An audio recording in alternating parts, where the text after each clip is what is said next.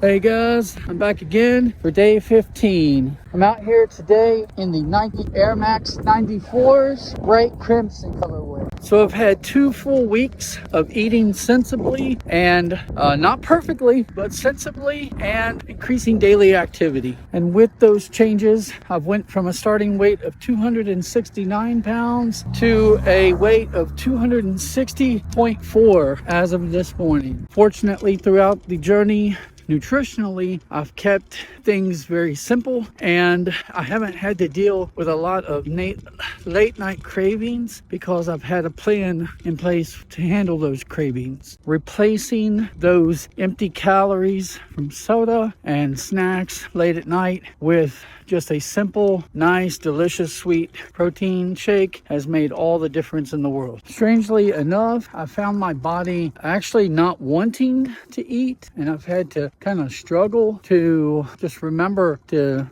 eat. It's like my body, for whatever reason, I will eat one meal and I am good for a long time. It feels like I could go throughout the entire day. And I don't know if necessarily that's the best idea right now to start to enter a fasted state. However, I know I've definitely stretched those hours, and a couple of those days I just ate 2 meals, but it wasn't because I could. On one of the days I would have had 1 meal and would have been completely fine, but it was my wife that encouraged me to go ahead and continue to eat. So I don't know, I guess the desire or the trigger to just keep eating or whatever, it's for some reason it has stifled. Now, talking about the shoes, first of all, I've knocked the Nike Air technology a lot over the last several days because those are the shoes that I've had to come out here with. And these 94s,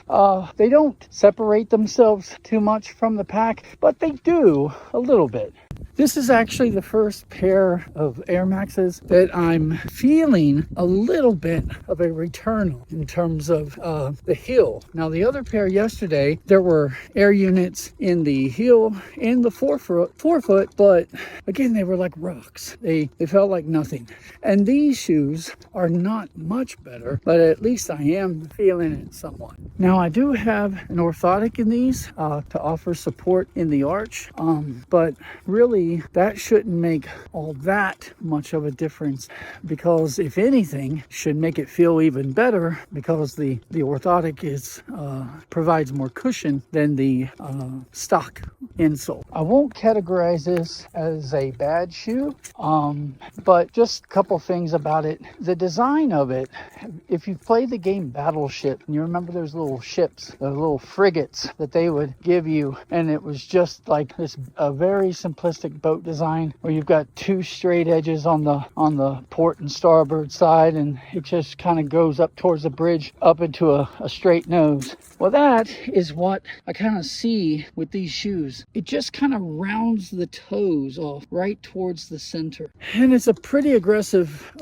it's like a bunch of nothing all the way to the foot, which gives your foot more room to kind of move around, and that's kind of like not a good thing. But then at the front near the toes, it just kind of rounds your toes off towards that point, and I'm not a fan of that. Also, with the lace points, you only have a few holes there to kind of work with, a little bit more than a few, but they're just the lockdown. It's really hard to get a good fit on these guys. They kind of move around. I know it's kind of unfair. Well, it's, to review a shoe with technology from 1994 and compare it to the technology of today. But don't we do that sometimes with old iPhones and old computers just to see kind of how they stack up with things today? I can definitely say for someone out there, this might be a very nostalgic ride. And for that, nostalgia is king, man.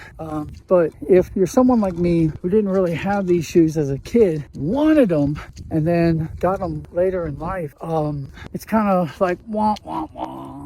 wasn't quite as good as what I initially thought they might be. As a kid, I kind of bought into that hype of the air bubble, and I'm like, oh, I want those air bubbles. Those air bubbles are so cool. And now you can go to Burlington or Ross Dress for Less and you can find Fila's all day long with those bubbles. Or you go to Walmart, you'll find them there, and it's the same. And actually, in some cases, they feel a lot better than this. And as I've gotten older and had this sudden increase in activity, I noticed more creaks and pops than I'd like for there to be. The knee has got a little bit of an issue. The right foot, at the top foot, for some reason, there's a little discomfort. And of course, I'm still dealing with this left foot. But these shoes are not exactly the ones you want to be rocking with when you're dealing with those types of issues. They might have been great in the 90s, but it's a big no from me in 2026. So in closing thoughts about the shoe is that while the other Air Max shoes that I've worn for weeks have been absolute rocks, these